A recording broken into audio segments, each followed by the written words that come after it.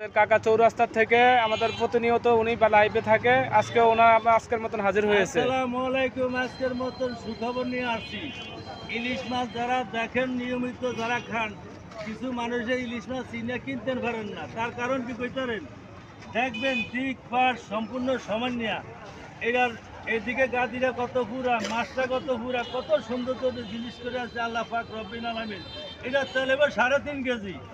বিশেষ না করে খাইয়া দেখতে পারেন। যারা চিনেন না তারা বলবেন দাদু ভাই মাছ তো চিনি না, মাছ কেমনে কিনো? আমি দেখে দিয়ে দেবো, দাম একটু বেশি হবে। যেটা চিনেন না তারা মনে করেন হাতটা নেন, বাইরে এখন তেল নাই, আগলে তেল দেন, মাছ স্বাদ লাগে না। স্বাদ খাইতে গেলে চলে আসুন চৌরাস্তা কাজু ব্যাপারীর কাছে।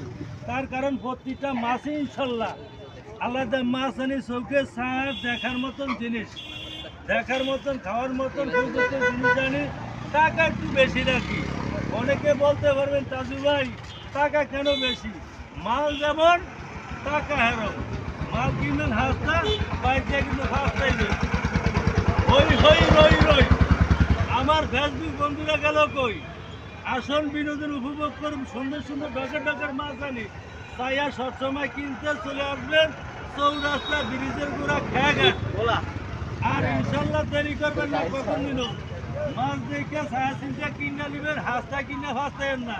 ভালো ভালো উন্নতমান মাছ কিনতে গেলে চৌরাস্তায়।